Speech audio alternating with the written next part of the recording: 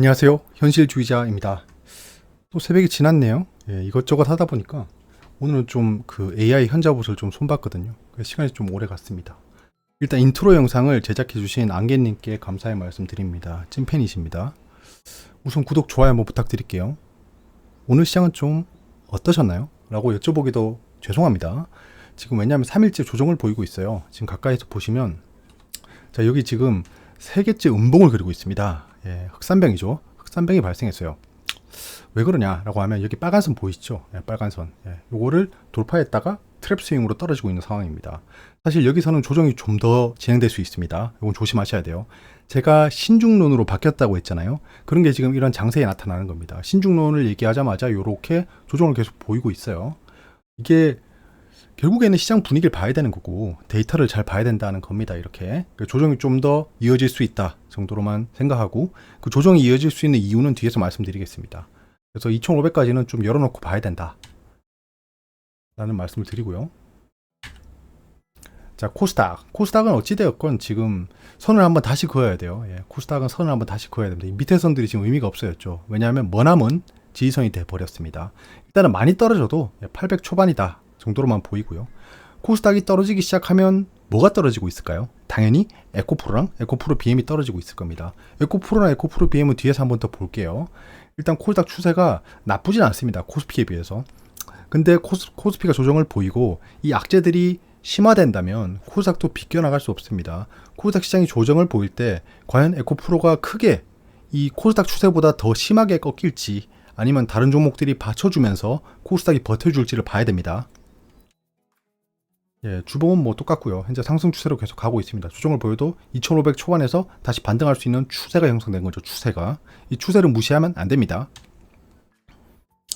자, 현재 미증시의 조정폭이 깊어지고 있습니다. 이렇게 좀 하락을 많이 보이고 있죠. 거기에 필라델피아 반도체 지수도 하락하고 있는데요. 이것도 뒤에서 말씀드릴게요. 자, 여기 어떤 이슈로 지금 떨어지고 있냐라고 하면, 자, 일드 설지라고 하죠. 뭐 수익률이 채권 수익률이 올라오고 있다는 겁니다.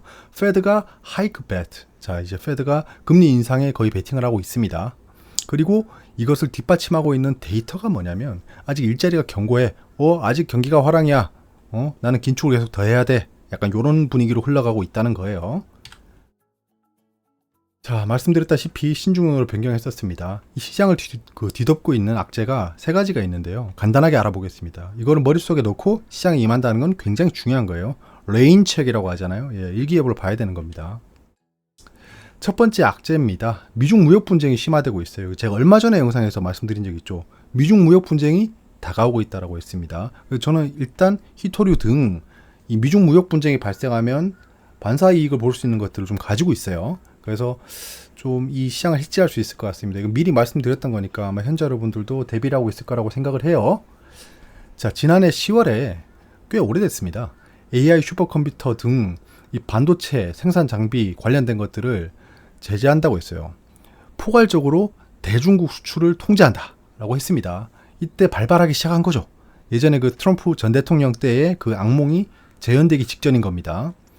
중국은 보복을 시작했습니다. 근데 중국이 미국이랑 한번 무역 전쟁을 해봤잖아요. 그래서 자기들이 보복할 수 있는 게 많이 없다는 거 알아요. 그럼 히토류, 그 다음에 보복 관세 이 정도밖에 없는데 보복 관세의 그 폭이 미국에 비해서 턱없이 부족했죠. 그거는 제가 미중 무역 분쟁을 쉽게 이해할 수 있는 영상, 5분 내에 쉽게 이해할 수 있는 영상에 올려놨으니까 보시면 바로 이해가 되실 겁니다. 중국이 이에 대한 보복 조치로 이제 마이크론을 제재했어요. 그래? 그럼 마이크론이 만드는 거 안 사? 약간 이렇게.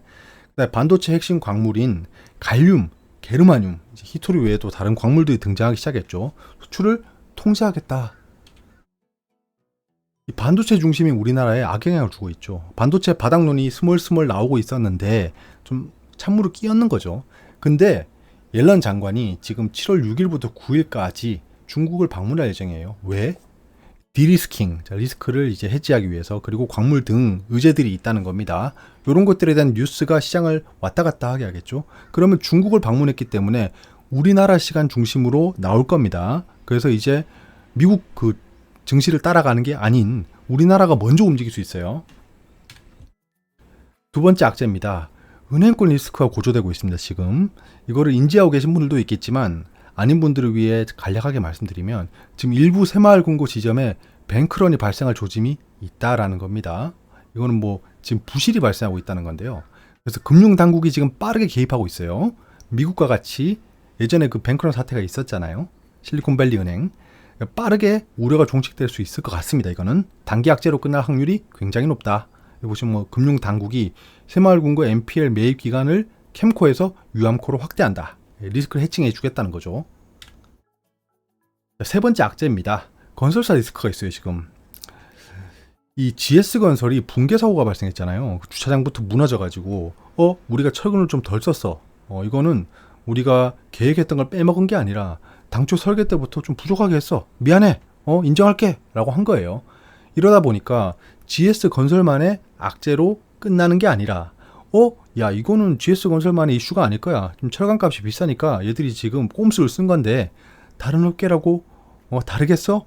특히 중소형 건설사는 오죽하겠어? 약간 이런 분위기가 만연하다는 겁니다. 그래서 업계 전반에 불신이 쌓이고 있다라는 거예요. GS건설은 이 사건으로 인해서 1조 원 가까운 손실을 본 거예요. 공사를 새로 해야 되니까. 보시면 대부분의 여론은 일군 건설사인 GS건설마저 철근을 빼먹는 부실 시공 사태가 발생하는데 다른 건설사들은 오죽하겠냐는 얘기가 나오고 있다. 이번 사태의 근본적인 원인은 건설업계에 만연한 하도급 문제라고 지적합니다. 건설업계가 또 떠밀게 하는 거죠. 떠밀게 하는 거죠.